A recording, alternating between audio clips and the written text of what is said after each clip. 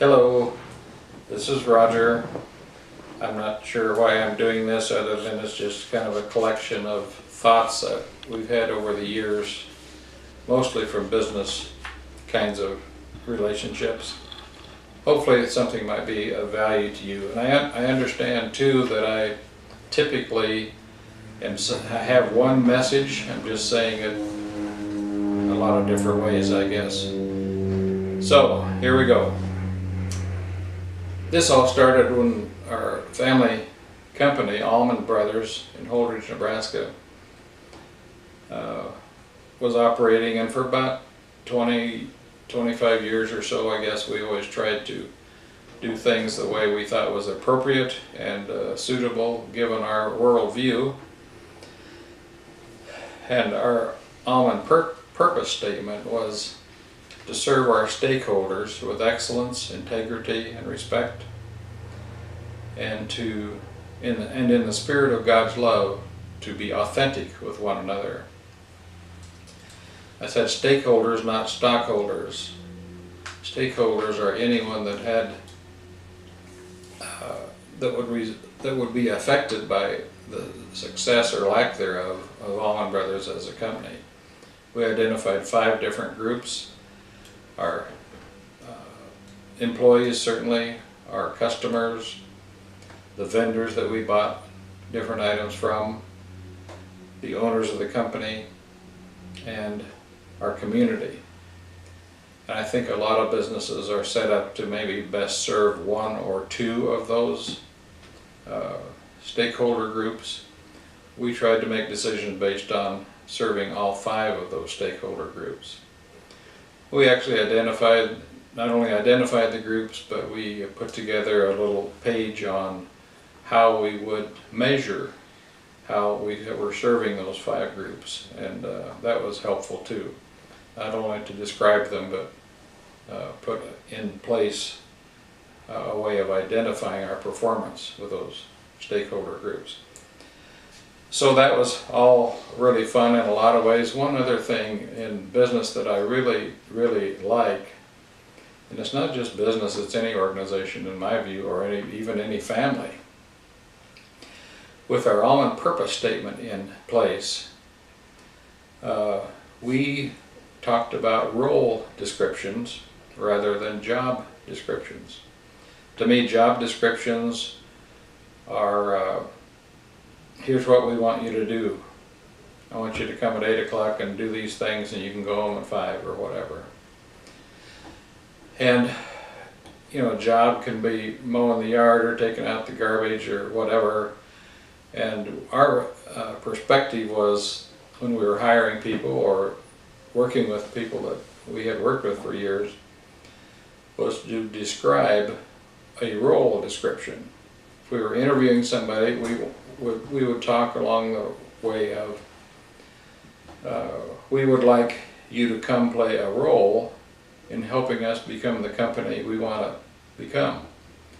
And by the way, here's what we want to become as a company. Here's what we stand for, here's what we won't stand for. We want to serve our 5 stakeholder groups, etc. So the role description, I think, gives some motivation and some inspiration, perhaps, of being a part of that organization or a part of that group. So I think that playing a role, it not only complements them, you're telling them, we need people to come help us become the company we want to become.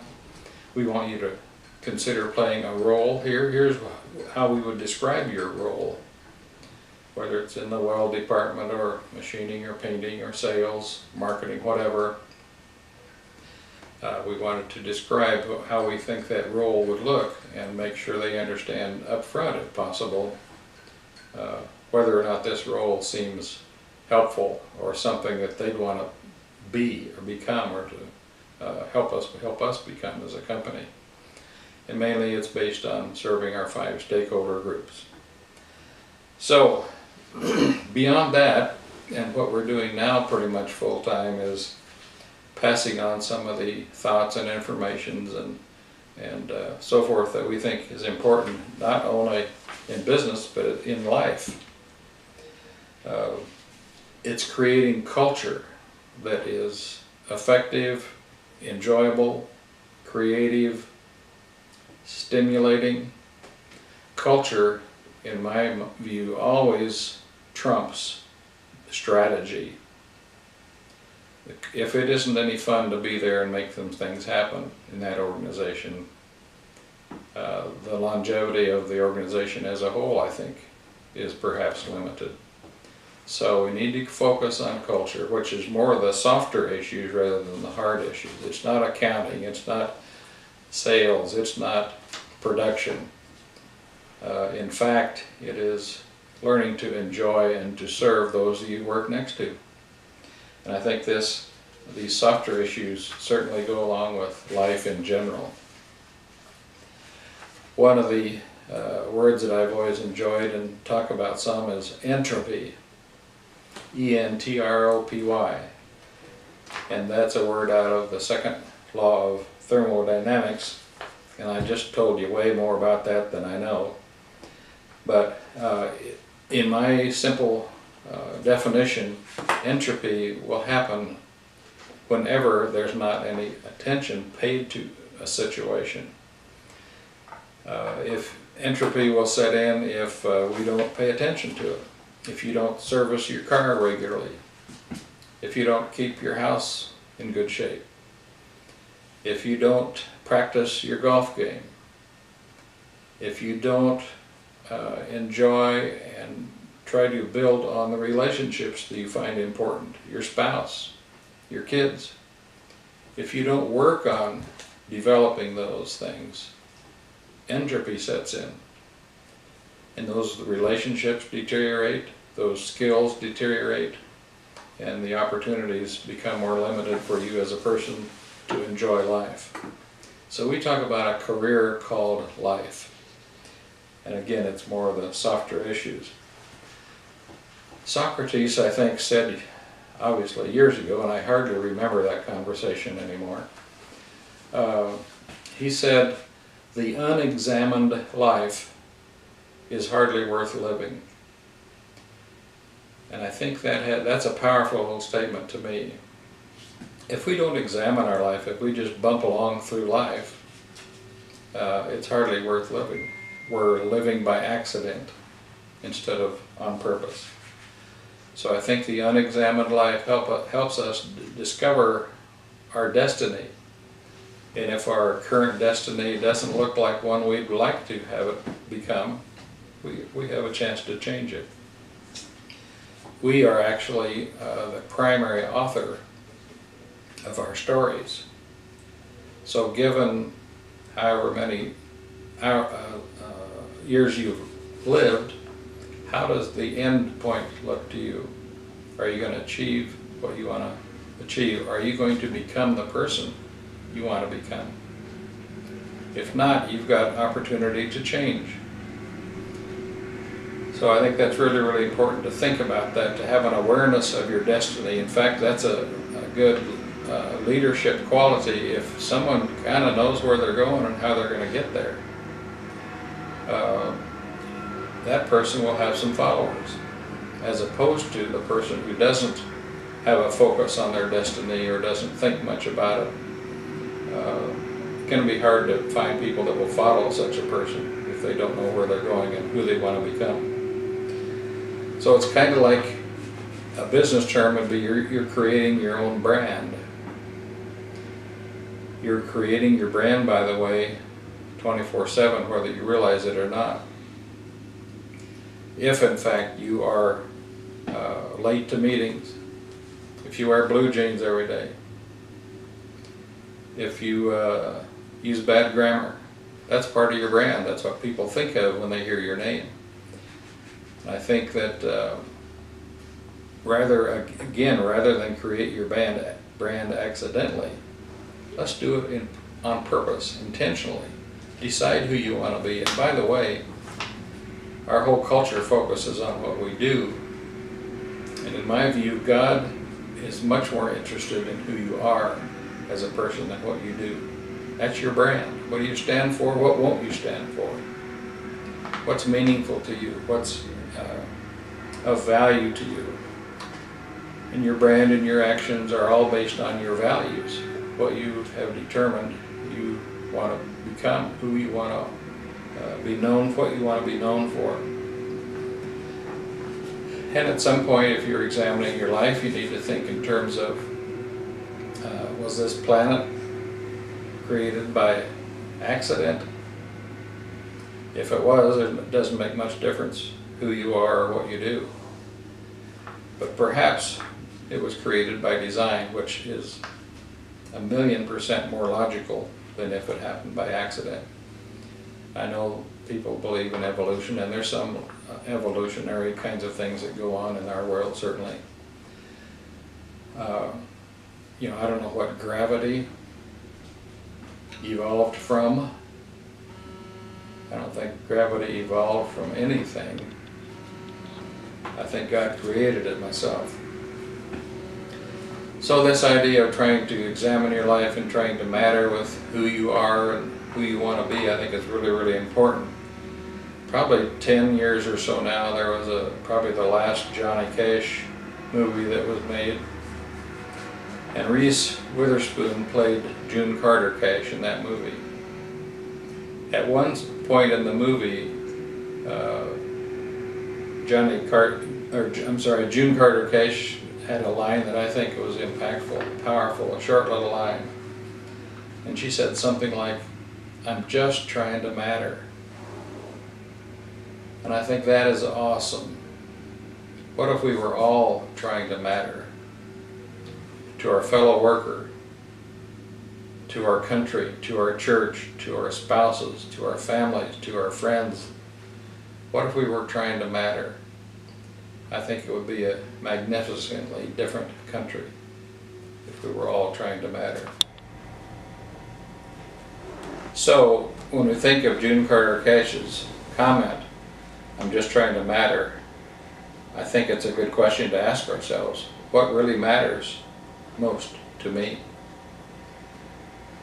A good examination, a good thought, a good question to think about examining your life. What matters most to you? Is there anything sacred to you? This sounds trite, but how are you going to make the world a better place? How are you going to make a contribution with your life? What's that look like? What kind of a contribution you're going to make? And along with that, I think is really important thought to think about. It's not nearly as important who you are as it is who you are becoming. When I say that again, I think that's a big one. It's not nearly as important who you are as it is who you are becoming.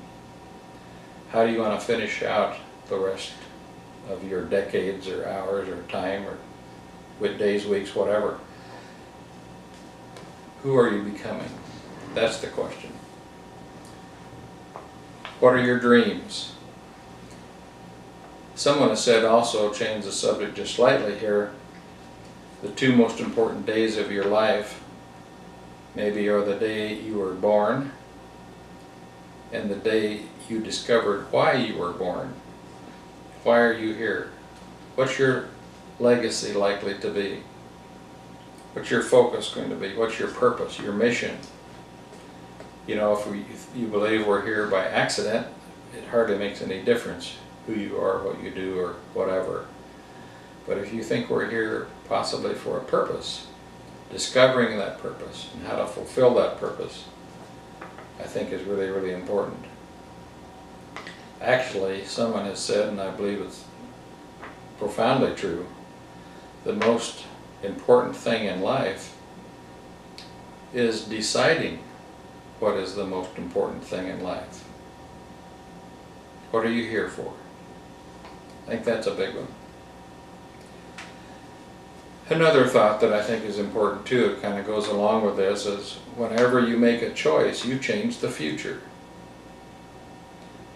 Your choices, your decisions impact the future. There are two primary choices in life. One is to accept things as they are, or to accept the responsibility to change them. That's a Dennis Waitley quote. I'm going to read that one more time. When you make a choice, you change the future. Change your future. There are two primary choices in life. One is to accept things the way they are. The other is to take and accept the responsibility for changing them. Big deal. So, again, just some random thoughts on thinking through, examining our lives. It's important to understand what we do, how we do it, more importantly, why we do it. Purpose, mission. Why do we do what we do? The why we do it is the most important question there. Another thought would be, would you rather be successful or significant? That's a big one. And leadership really is not being about being great. It's about helping others along their purpose route, along their purpose trip. One little book that we talked about years ago with our grandkids was Don't Throw Away Tomorrow. It's a little old Robert Schuller book, and the idea simply is, if you don't know where you're going or who you want to be, tomorrow comes and goes. You've lost it. 2 weeks, month, years, 20 years down the road, you're still bumping along wondering what's up. Again, don't throw away tomorrow. Tomorrow is of great value to you, particularly when you understand your purpose and your role and how to fulfill it. And again, you are the primary author of your story. Do you like the way it appears your story will end? If not, who you're becoming comes into play, and you have primary authorship of who you are becoming. You're creating your destiny. And that's a great possibility of influencing others if you know your destiny, and it's easily identifiable by those you communicate with most of the time. Someone says there's not much likelihood for change in your life except for the people you meet and the books you read. Except for the people you meet and the books you read. Someone else has said you become the average of the 5 people that you spend the most time with. So obviously, choose wisely your friends. Our little Legacy Purpose verse that we love is Deuteronomy 2:3. I don't know what translation this is, but I love the translation. This is God talking to Moses about Israel mumbling around in the desert for 40 years. And he says, it's time to make something happen here, Moses. Let's get it on. He says, the translation of that verse is, you were made for more than to be stuck in a vicious cycle of defeat. God is describing Israel at that point. You have circled this mountain long enough. Now turn north. Let's focus. Let's plan. Let's move. Let's make something happen. Let's put some purpose into our lives other than 40 years in the desert. And I love that verse. One more time. You were made for more than to be stuck in a vicious cycle of defeat. You have circled this mountain long enough. Now turn north. Sometimes I think especially this happens in committees, we meet one month and we talk about the problem. We meet next month. Maybe it seems like at some point we admire the problem.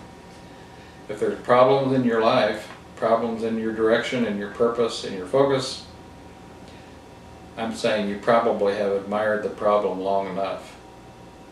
Turn north. Let's focus. Let's make something happen of value. And another quote that I really like is by Mike Rowe, the Dirty Jobs TV guy.